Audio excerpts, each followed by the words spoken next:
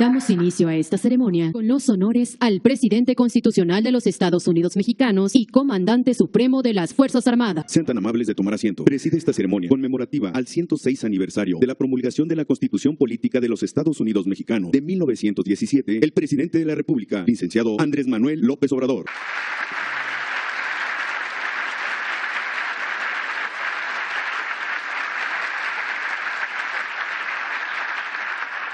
Integran el presidio el licenciado Adán Augusto López Hernández, secretario de Gobernación.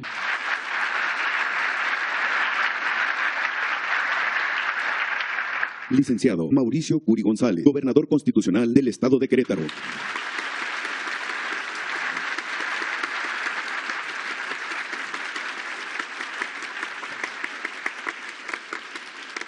Ministra Norma Lucía Piña Hernández, presidenta de la Suprema Corte de Justicia de la Nación.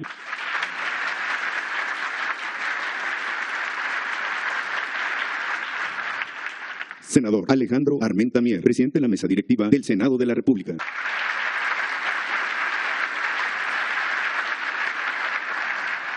Diputado Santiago Krill Miranda, presidente de la mesa directiva de la Cámara de Diputados.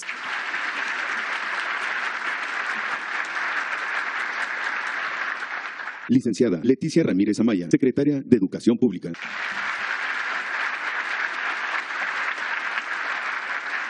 General Luis Crescencio Sandoval González, secretario de la Defensa Nacional.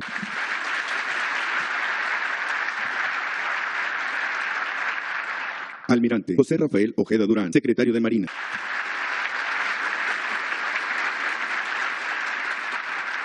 Licenciada Rosa Isela Rodríguez Velázquez, secretaria de Seguridad y Protección Ciudadana.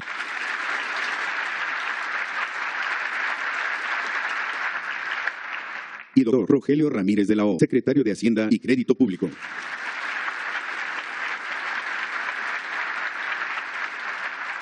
También contamos con la presencia de integrantes del Gabinete Ampliado del Gobierno de México, Jefa de Gobierno de la Ciudad de México y gobernadores de las diferentes entidades federativas de la Nación.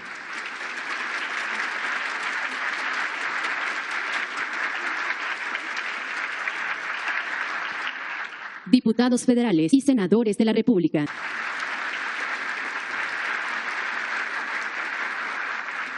Invitados especiales y representantes de medios de comunicación. Reciban todos la más cordial bienvenida.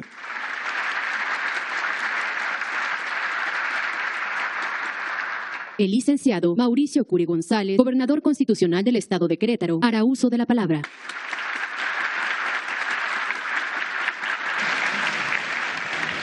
Muchas gracias, muy buenos días y saludo con mucho gusto y le damos la bienvenida a Querétaro al licenciado Andrés Manuel López Obrador, presidente de los Estados Unidos Mexicanos, al senador Alejandro Armenta Mier, presidente de la mesa directiva del Senado de la República, al diputado federal Santiago Krill Miranda, presidente de la mesa directiva de la Cámara de Diputados, a la ministra Norma Lucía Piña Hernández, presidenta de la Suprema Corte de Justicia de la Nación, a las ministras y ministros de la Suprema Corte de Justicia de la Nación, al gobernador del Estado de Oaxaca, al ingeniero Salomón Jara Cruz, presidente de la Confederación Nacional de Gobernadores, a la jefa de gobierno de la Ciudad de México, así como a las y a los gobernadores que nos acompañan el día de hoy, a las y los senadores de la República, diputadas y diputados federales que nos acompañan, por supuesto a mi esposa Car, presidenta del patronato del sistema estatal DIF, a mis hijas Car y Sabi y a mi hijo Mau Curi, gracias por estar acá el día de hoy, al licenciado Adán Augusto López Hernández, secretario de Gobernación, al general secretario de la Defensa Nacional, Luis Crescencio Sandoval González, al almirante José Rafael Ojeda Durán, secretario de Marina, a la licenciada Leticia Ramírez Amaya, secretaria de Educación Pública, y a la licenciada Rosa Isela Rodríguez Velázquez, secretaria de Seguridad y Protección Ciudadana, al doctor Rogelio Ramírez de la O, secretario de Hacienda y Crédito Público, a los integrantes del Gabinete del Gobierno de México, exgobernadores del Estado de Querétaro, a la doctora Mariela Poncevilla, magistrada presidente del Poder Judicial en este Estado, a la diputada Liz Helene Salazar Pérez, presidente de la mesa directiva de la Legislatura del Estado, magistradas, magistrados, diputadas y diputados locales, el presidente municipal de Querétaro, Luis Bernardo Nava Guerrero, a las y los presidentes municipales de Querétaro, muchas gracias, al maestro Alejandro Echeverría Cornejo, fiscal general del Estado, presidentas y presidentes de cámaras, colegios, organismos autónomos, asociaciones civiles y medios de comunicación, integrantes de mi gabinete, por supuesto a quienes nos acompañan también de manera virtual, señoras y señores. El día de hoy celebramos el 106 aniversario de la promulgación de la Constitución de 1917 que funda el México moderno. Su redacción es el acto previo, formal e indispensable que encuentran los diversos grupos para cesar las hostilidades y la guerra. Para ello, adoptan un acuerdo explícito, someterse al Estado de Derecho. Quienes entonces paran la paz no son solamente adversarios, son auténticos enemigos que se han enfrentado hasta la muerte. La lección central es: cuando la política falla, la violencia estalla. Los mexicanos de hace un siglo olvidan su hermandad, su origen común callan, dejan de escucharse y pierden la sensatez, la solidaridad y la vida. En el Constituyente esgrimen sus argumentos, confrontan sus visiones de país y desahogan sus agravios. En este histórico teatro de la República, tras intensos debates, los mexicanos llegamos a acuerdos y superamos posiciones extremas, logrando un consenso total. Todos por igual habremos que someternos a la ley. No hay momento ni lugar más oportuno que este para hacer una reflexión del espíritu que anima la Constitución, de su carácter supremo, de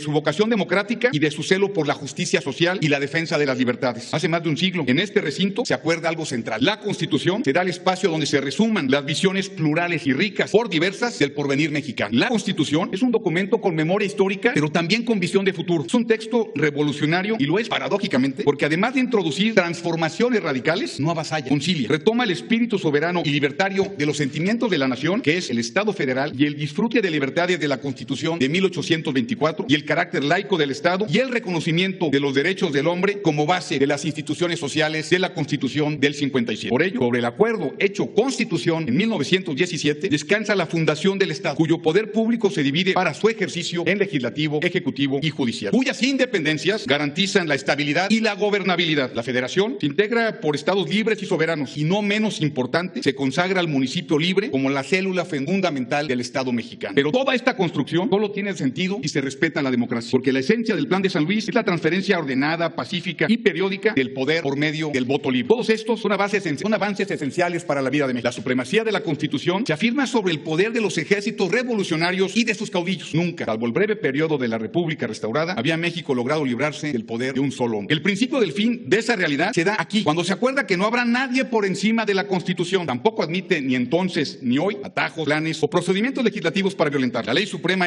lo es a pesar de la voluntad de quienes mandan, de los anhelos de las facciones o de las añoranzas de los poderes fácticos. El blindaje de la supremacía constitucional reside en la soberanía popular. Los poderes eligen y al hacerlo responden a quienes votaron libremente. Todos los servidores públicos somos mandatarios. Quien manda es el ciudadano y expresa su voluntad en elecciones auténticas, libres y periódicas. La democracia es la columna vertebral del México moderno. Es el motor del sistema político y es la vida de las instituciones republicanas. La democracia es el sistema más elevado de expresión de las libertades políticas. No hay libertad sin democracia. Libertad y democracia han sido las más caras aspiraciones políticas de la sociedad mexicana. Por eso, las y los ciudadanos demandaron protegerlas con una fórmula impecable, tenerlas bajo su custodia. Son las y los ciudadanos quienes organizan, operan y legitiman los procesos electorales. La otra poderosa vertiente de la Constitución es la aspiración por la justicia social. En 1910, México desfallecía de pobreza. Al hambre alimentaria le sumaba el hambre de libertad, de acceso a la tierra, de oportunidades de trabajo y de educación pública. Por eso, el texto de 1917 es una valiosa aportación innovadora y creativa de los derechos sociales. La distribución de oportunidades se da otorgándole a las y a los mexicanos la posibilidad de alimentarse, de trabajar y tener un patrimonio, pero también de estudiar, de organizarse gremial y políticamente, de vivir con seguridad y con pleno acceso a la justicia. Es verdad que tenemos rezagos históricos vergonzosos y muy lamentables, que no hemos sido capaces de resolver integralmente y que nos comprometen a trabajar por los más pobres con honradez y con eficiencia. En los años recientes se ha realizado un esfuerzo sin precedente para distribuir apoyos a los más necesitados. Con ello, pretendemos cumplir el otro anhelo que tutela nuestra Constitución, alcanzar un México más justo, igualitario y solidario. Eso debemos reconocérselo, señor presidente.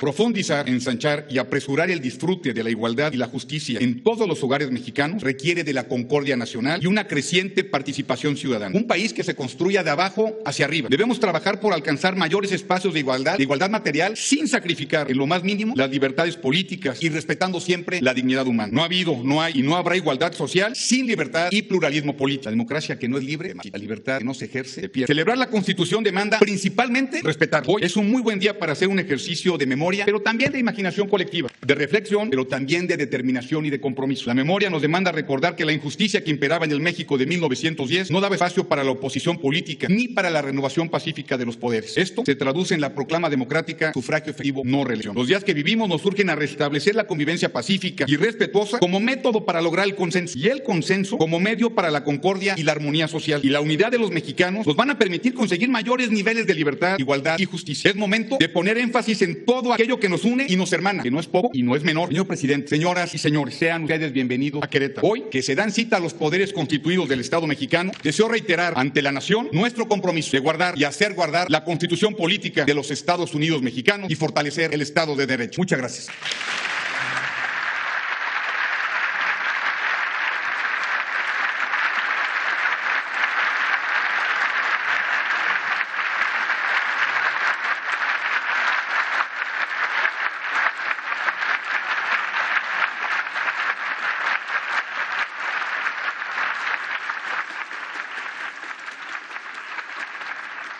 Hace uso de la palabra la ministra Norma Lucía Piña Hernández, presidenta de la Suprema Corte de Justicia de la Nación. Distinguidos miembros del Presidium, ministras y ministros que aquí presentes, consejeras y consejeros de la Judicatura Federal también aquí presentes. Señoras y señores, nos reúne uno de los actos de mayor relevancia y significado de las efemérides nacionales. Hoy tengo el enorme orgullo de pronunciar estas palabras en representación de la Suprema Corte de Justicia de la Nación y del Consejo de la Judicatura Federal. El orgullo, pero sobre todo la responsabilidad se potencian por un hecho. Por primera ocasión en nuestra historia, una mujer preside el Poder Judicial de la Federación.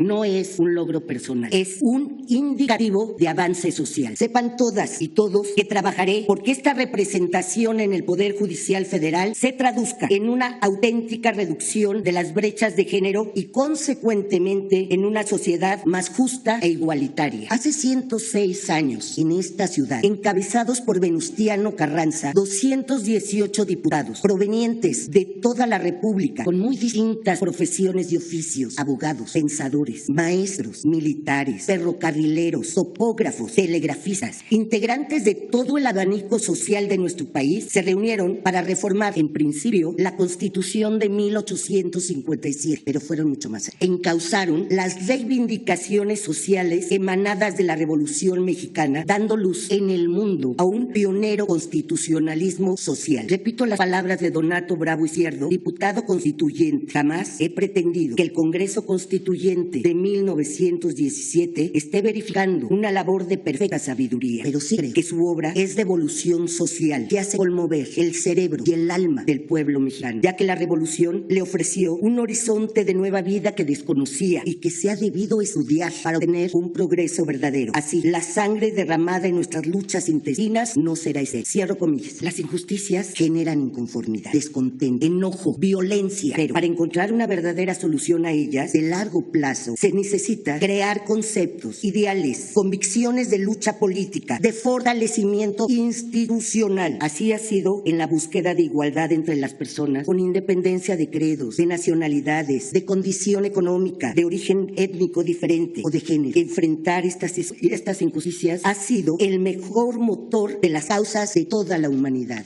Quienes se reunieron en este gran recinto supieron hacer suyas esas causas, plasmarlas en leyes, en instituciones, para salir de la guerra fratricida y construir la gran nación que hoy conformamos. Esa es la lección que imponen estos muros y que no debemos olvidar ni menospreciar. Hoy nuestra Constitución, con centenares de reformas, contiene los fines, los objetivos, las grandes metas del proyecto nacional y reconoce los derechos inherentes de todas las personas. Sin embargo, la deuda histórica con sujetos en particular y con enormes sectores de la sociedad persiste. Mujeres, personas en situación de pobreza y discriminación, la infancia, las personas con discapacidad, las y los migrantes, los individuos, personas, comunidades y pueblos indígenas. Todos ellos nos exigen, recordando a Donato Bravo y a sus colegas diputados constituyentes que nos dieron una nación, seguir preparándonos para obtener un verdadero progreso. Solo el conocimiento y la convicción en nuestros valores procuran la libertad y la igualdad. Evitemos encuentros estériles, reuniones con bellos ejercicios de oratoria para tras ello volver al escritorio con la falsa sensación del deber cumplir. Lo cierto es que tenemos que esforzarnos más, cuestionar y cuestionarnos, replantearnos cómo lograr un cumplimiento cabal de nuestra Constitución. La ley suprema tiene que ser una realidad en aras de la dignidad de cada persona, en aras precisamente de la consecución de los fines del proyecto nacional. La dignidad se construye día a día, con respeto entre los individuos, entre los poderes e incluso entre las naciones. Para hacer frente a esta enorme deuda histórica, el rol de quienes impartimos justicia resulta crucial. Así lo asumimos. Nuestra principal responsabilidad es garantizar el acceso a la justicia, viendo por la dignidad humana a través de la promoción, protección, respeto y garantía de los derechos derechos humanos contenidos en nuestra Constitución. Conforme al paradigma de la centralidad de los derechos humanos, el Poder Judicial, guiado por la Constitución, no solo resuelve las controversias, no solo pacifica los conflictos, sino que también promueve y cataliza el cambio social. No es accidental que en el vestíbulo principal de la Suprema Corte de Justicia de la Nación esté grabado el apotegma: somos siervos de la ley suprema para poder ser libres. Nuestro actuar debe estar apegado al derecho para evitar arbitrariedades y para, de cara a la sociedad, rendir cuentas en el ejercicio de nuestra función. Los juzgadores estamos siempre sujetos al imperio de la ley, pero nuestra función no se limita a una aplicación formal. Por mandato constitucional, la impartición de justicia exige también interpretar la ley atendiendo a los valores y principios inmersos en las normas para así decidir cada caso concreto. Esta importantísima labor la realizamos como seres sociales insertos en una cultura política con diversos perfiles éticos que se proyectan inevitablemente en nuestra labor. La diversidad entre quienes impartimos justicia no solo es inevitable, es deseable, es sano y necesario ponderar la actividad de los jueces en virtud de las resoluciones que emiten y nunca perder de vista la independencia judicial, la de los juzgadores y la de uno de los poderes constitutivos de la República. Una judicatura independiente es pilar de nuestra democracia, es el legado que nos transmite nuestra ley fundamental. Tenemos la responsabilidad de preservarla y fortalecerla. De lo contrario, corremos el riesgo de mermar esta garantía en detrimento de las propias personas que nos demandan justicia. La independencia judicial no es un privilegio de los jueces, es el principio que garantiza una adecuada impartición de justicia para hacer efectivas las libertades y la igualdad de las y los mexicanos. La independencia judicial es la principal garantía de imparcialidad del Poder Judicial, siempre en beneficio de la sociedad. Señoras y señores, como ley suprema, la Constitución es un inmenso y muy poderoso manto protector de certeza, de confianza, de seguridad y sobre todo de unión entre las y los mexicanos. Nos obliga a todas las autoridades en el ámbito de nuestras competencias a promover, respetar, proteger y garantizar los derechos humanos de conformidad con los principios de universalidad, interdependencia, indivisibilidad y muy destacadamente progresividad. Hoy les invito a que trabajemos hombro con hombro por el bien de nuestro país para dar ejemplo de que en la unidad nacional somos dignos herederos de nuestra historia. La Constitución es el pacto federal que nos permite superar nuestras diferencias y estar de acuerdo en lo fundamental, como lo expresara Mariano Otero. Es el centro de gravedad donde convergen los fines y los entramados institucionales para llegar a ser el México que podemos y debemos ser. De la Constitución emanan todas las leyes. En ella están plasmados nuestros derechos y nuestras libertades. En la Constitución está la organización y el funcionamiento de nuestra República. Nuestro compromiso con México es cumplirla y velar por su cumplimiento. Hagamos lo posible. Les aseguro a todos que cuentan con el Poder Judicial Federal. Muchas gracias.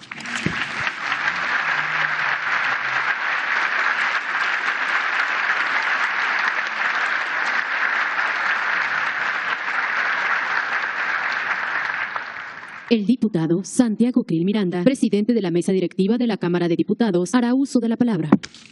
Muy buenos días, tengan todas y todos ustedes. Presidente Constitucional de los Estados Unidos Mexicanos. Ministra, Presidenta de la Suprema Corte de Justicia de la Nación. Presidente del Senado de la República. Secretario de Gobernación. Gobernador Constitucional del Estado de Querétaro. Integrantes del Presidium, señoras y señores. El México independiente nace de un diálogo entre dos personas muy distintas. Guerrero e Iturbide. Sus orígenes, formación y temperamentos en nada se parecen. Aún así, el diálogo prosperó. Sus diferencias se superaron. La independencia se logró, pero no la paz. El fallido intento imperio de Iturbide rompe ese diálogo. Apenas hubo tiempo para recomponerlo y acordar el acta constitutiva y la Constitución de 1824. Tampoco la paz se aseguró. Federalistas y centralistas prefirieron el diálogo y los acuerdos con potencias extranjeras antes de dialogar y acordar entre mexicanos. La revolución de Ayutla termina con la infausta dictadura de Santana y apenas el diálogo alcanza para acordar la Constitución del 57. Y con ella, simultáneamente, 2017 empieza la guerra de reforma. Cuando concluye, la paz tampoco se sostiene. La lucha continúa para combatir la intervención francesa y el imperio usurpador. Durante la accidentada vigencia de la Constitución del 57, surgen los excesos reeleccionistas. Primero con Juárez, justificados por la intervención extranjera, aunque luego volvió a reelegirse en 1971. Díaz hace de la reelección una forma de gobierno. Su régimen se transforma en una dictadura que no dialoga, no acuerda y provoca la revolución maderista. Y esa revolución, con Madero asesinado, da origen a otras muchas revoluciones. Primero, justificadamente en contra de Huerta. Después, entre los mismos revolucionarios, lo que deriva en una guerra fratricida. En la Convención de Aguascalientes, los revolucionarios buscan un nuevo entendimiento, pero el diálogo y los acuerdos tampoco fructificaron. Finalmente, la revolución constitucionalista triunfa con Venustiano Carranza, quien convoca a un nuevo constituyente. Después de un intenso debate entre moderados y radicales, se acuerda finalmente la Constitución de 1917, la cual inaugura una nueva época en la historia de nuestro derecho constitucional, pero también en la historia del mundo. Los constituyentes superaron sus intereses de facción, tuvieron la inteligencia y el carácter para pasar de los adjetivos hirientes a los sustantivos catalizadores de acuerdos, transitaron de la diatriba al argumento y de las armas a la Constitución. El diálogo triunfó sobre la división y eso es precisamente lo que hoy celebramos. La Constitución de 1917 fue la primera del siglo XX en incluir los derechos sociales, una educación pública obligatoria, gratuita, laica, la subordinación de la propiedad privada al interés general y el sometimiento del capital a los derechos de los trabajadores. Al poco tiempo de su promulgación, los revolucionarios volvieron a desdeñar el diálogo. Sus causas se frustraron y la disputa por el poder se encarnizó. La violencia cobró la vida de casi todos los liderazgos revolucionarios, además de las de Madero y Pino Suárez al inicio de la lucha. Cegó las vidas de Zapata, Ángeles, Carranza, Villa, Obregón y muchos más. Concluida la revolución, la paz se volvió a quebrar. La falta de diálogo de Calles con la Iglesia provocó la guerra cristera, que pudo haberse evitado y con ello la pérdida de más de 250,000 vidas. Terminado el conflicto religioso, el país se pacifica, pero no a través de la visión maderista, sino mediante la imposición de una nueva hegemonía. Al instalarse, se rompen los acuerdos democráticos que se habían logrado en la Constitución de 1917. La nueva hegemonía no dialoga, impone, simula, se arropa en el principio de la no reelección, crea un partido que dura en el poder más del doble del tiempo que el de la dictadura de Díaz. Su mérito es que logra, eso sí, un periodo de crecimiento, aunque gobierna sin diálogo plural e incluyente. Emerge la guerra sucia, el conflicto estudiantil de 1968, que acaba en una masacre. Se repite el jueves de Corpus de 1971. El 2 de octubre no se olvida y nosotros nunca debemos de olvidar que fue la falta de diálogo del régimen lo que provocó esas mansas. La violencia política alcanza igualmente a la oposición. Los conflictos postelectorales de los años 70 y 80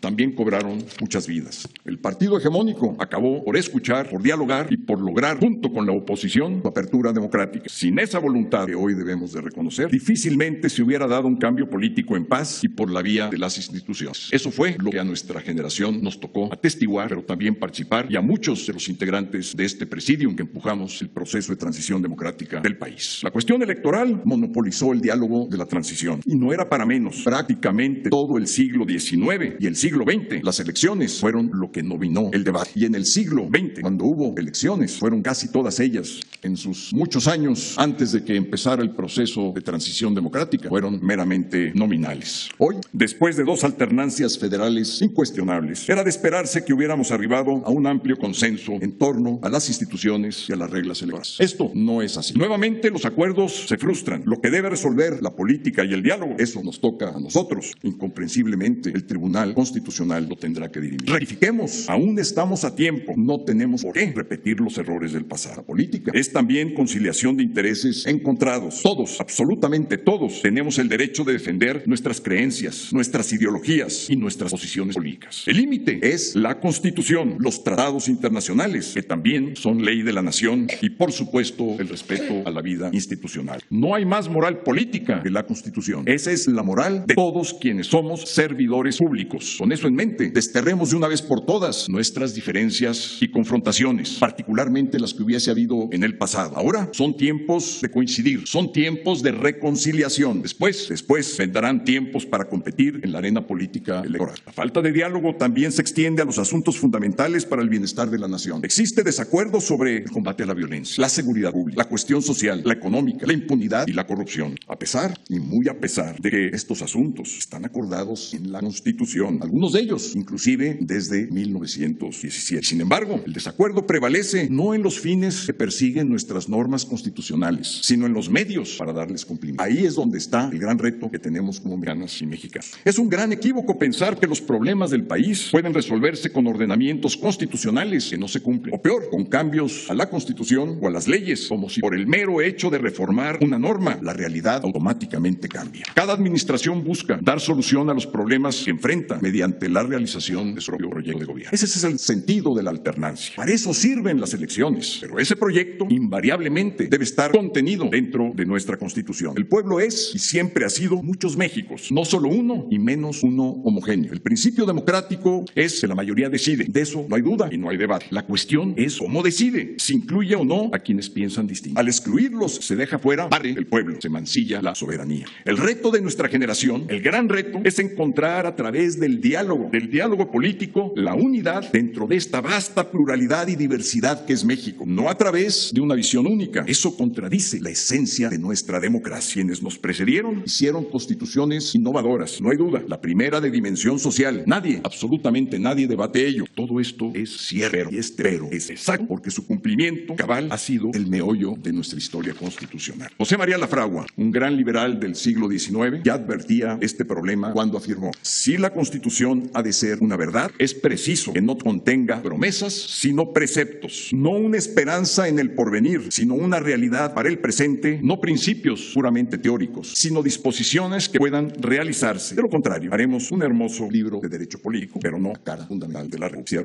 Hoy, más que nunca, es hora de dialogar. Es hora de dialogar para hacer realidad nuestra Constitución, para aplicarla, para ejecutarla, para que en esos medios podamos convenir los grandes acuerdos de la nación. Y esos grandes acuerdos de la nación que se traduzcan en el bienestar social del pueblo de México. Esa es la mejor manera de honrar nuestra Constitución de 1917, promulgada un día como hoy, hace 106 años. Muchas gracias.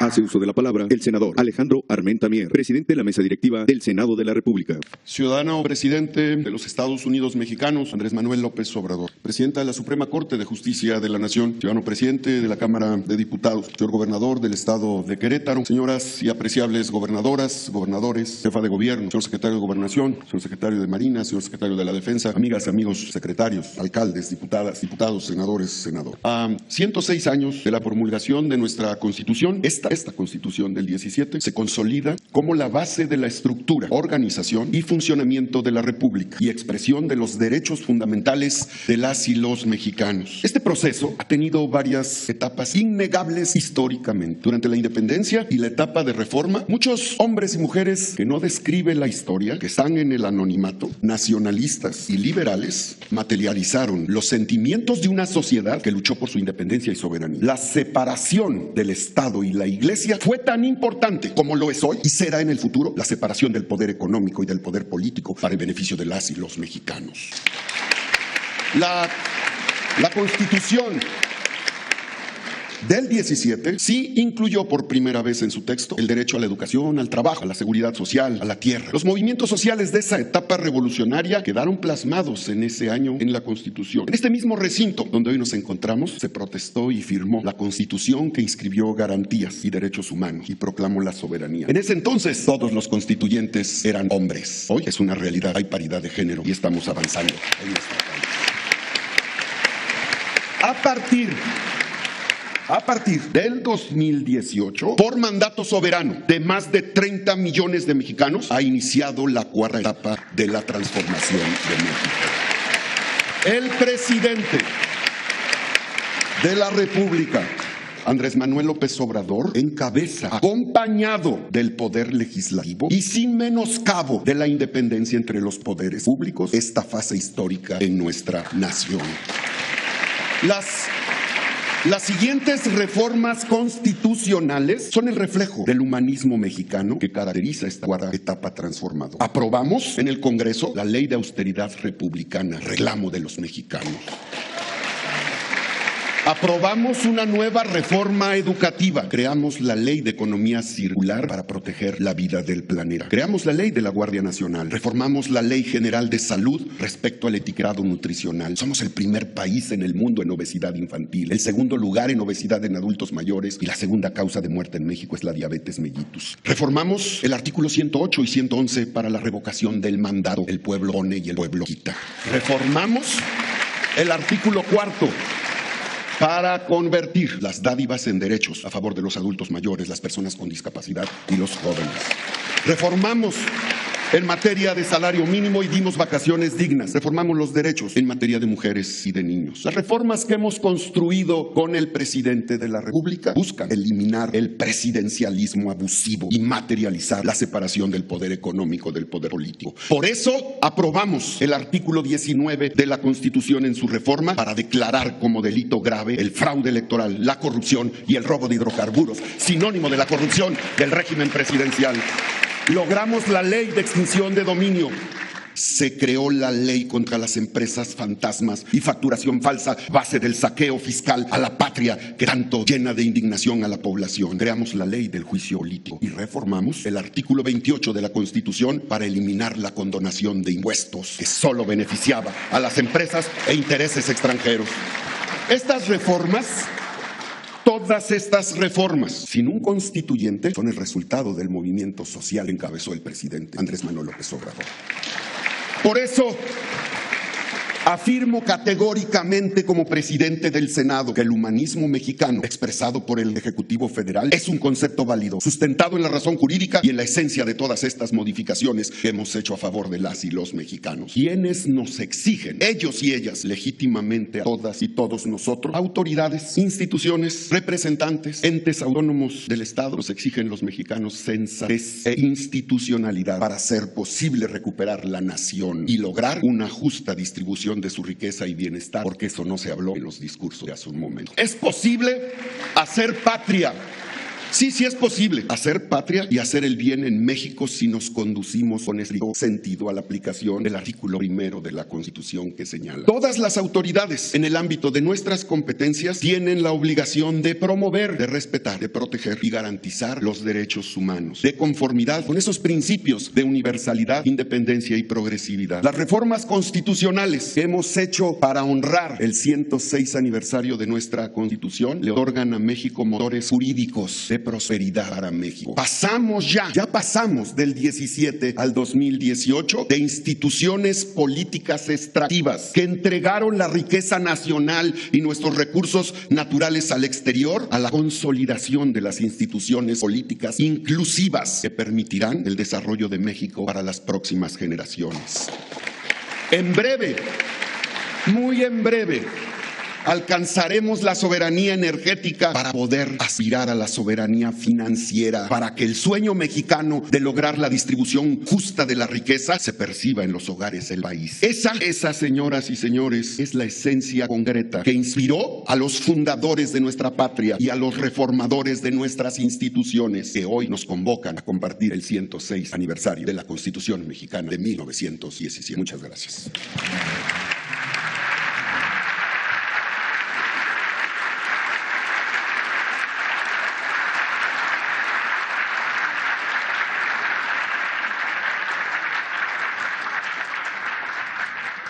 Escuchemos el mensaje que dirige el licenciado Andrés Manuel López Obrador, presidente constitucional de los Estados Unidos Mexicanos.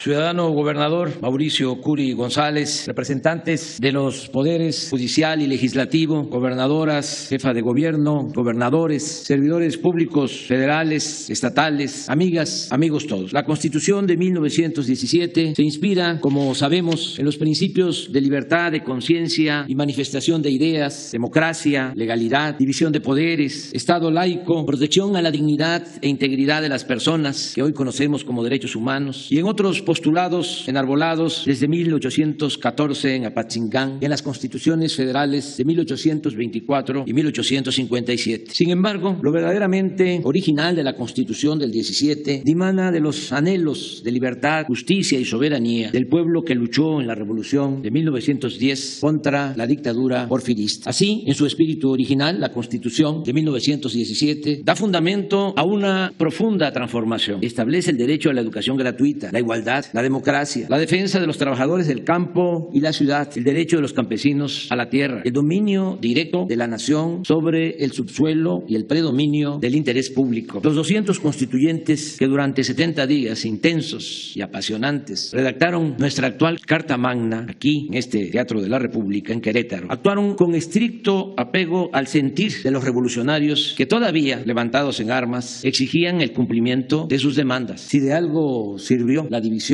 entre los revolucionarios, tal vez fue que la oposición de Francisco Villa y Emiliano Zapata obligó al moderado bando carrancista a tomar decisiones más radicales, de mayor profundidad. Recordemos que cuando Villa y Zapata llegan a la Ciudad de México y Venustiano Carranza traslada la jefatura del gobierno constitucionalista a Veracruz, los gobernadores que le respaldaban comenzaron a expedir bajo su orientación decretos para abolir hasta entonces, después de más de 100 años, la esclavitud de los peones de las haciendas. Y el 6 de enero de 1915 se proclamó en ese puerto la ley agraria para entregar la tierra a los campesinos.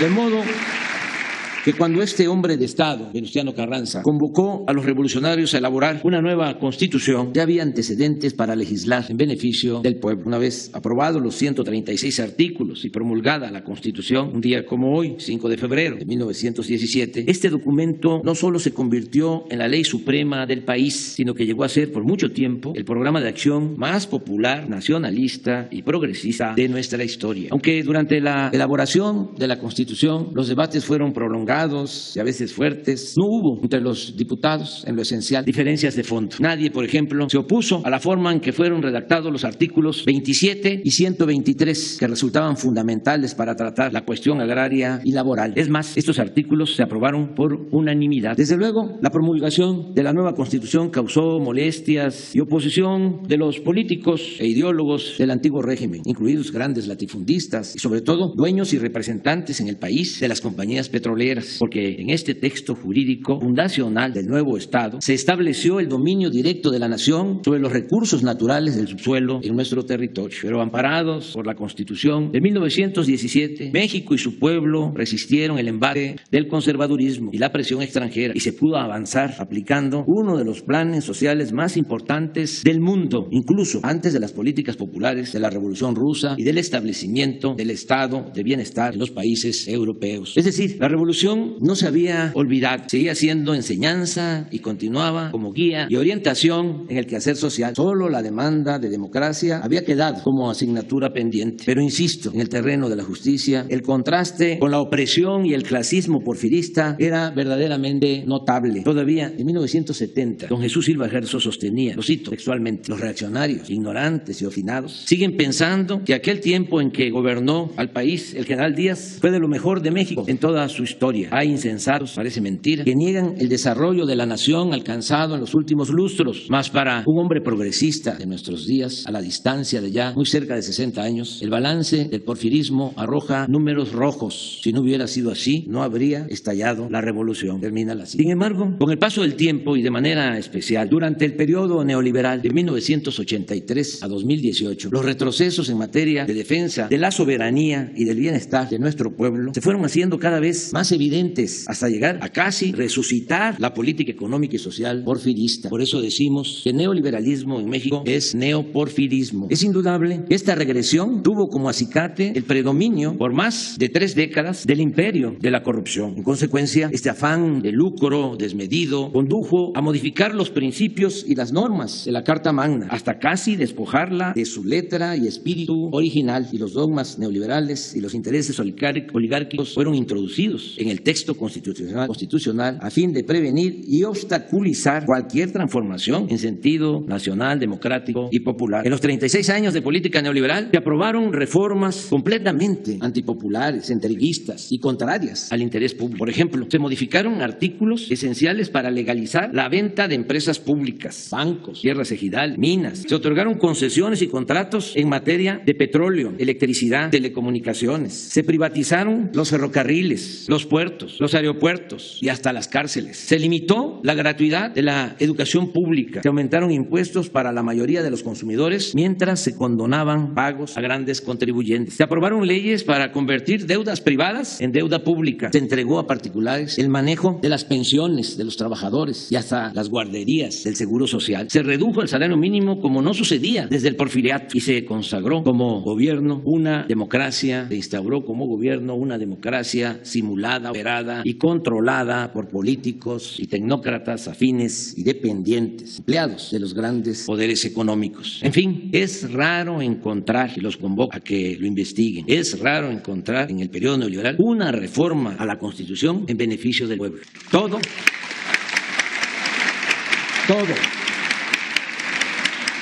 absolutamente todo, se orientó a favorecer los intereses de una minoría nacional y extranjera. Por eso, frente a este vergonzoso retroceso, podemos con orgullo y con la frente en alto sostener que millones de mexicanos hemos logrado la aprobación de algunas reformas en el Congreso con el distintivo de la honestidad y el humanismo. Ahora es delito grave la corrupción, que no lo era porque habían modificado el Código Penal durante el sexenio de 1988-1994. Existe ahora, como lo mencionó el senador, representante de esa Cámara, la ley de austeridad republicana, porque la austeridad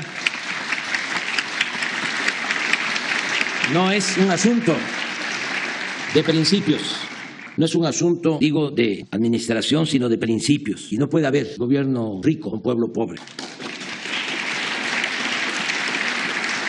Se aprobó, y le agradezco mucho a los legisladores, la ley de extinción de dominio para recuperar y devolver al pueblo lo robado. Se logró la reforma al artículo 28 de la Constitución para prohibir la devolución de impuestos. Esto nos ha significado ingresos para la hacienda pública del orden de 200,000 millones de pesos al año.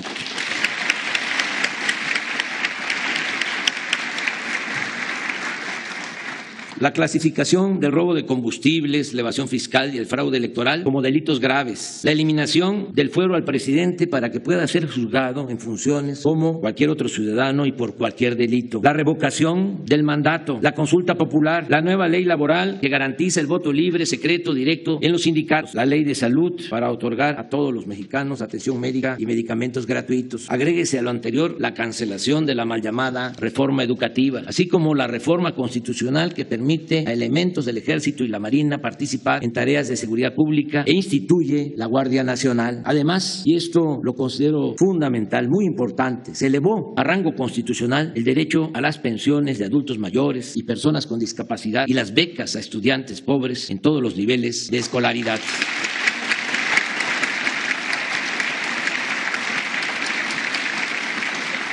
Permítanme leerles el texto del artículo 4º transitorio de la Constitución que trata sobre este importante asunto. Dice así: el monto de los recursos asignados en el presupuesto de egresos de la Federación y en el presupuesto de las entidades federativas del ejercicio fiscal que corresponda para los programas de atención médica y medicamentos gratuitos, de apoyo económico para personas que tengan discapacidad permanente, de pensiones para personas adultas mayores y de becas para estudiantes que se encuentren en condiciones de pobreza, no podrá ser disminuido en términos reales respecto del que se haya asignado en el ejercicio fiscal inmediato anterior. Esto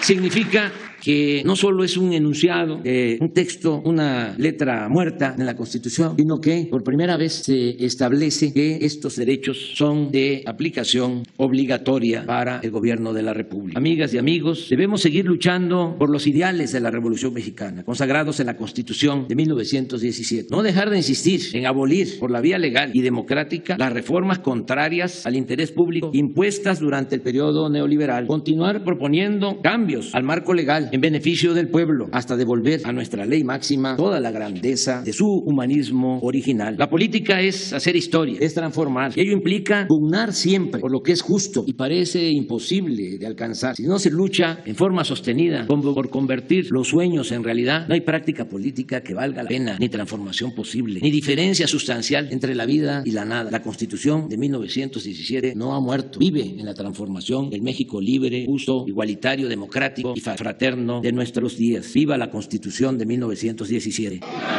¡Viva Querétaro! ¡Viva la República! ¡Viva México! ¡Viva México! ¡Viva México!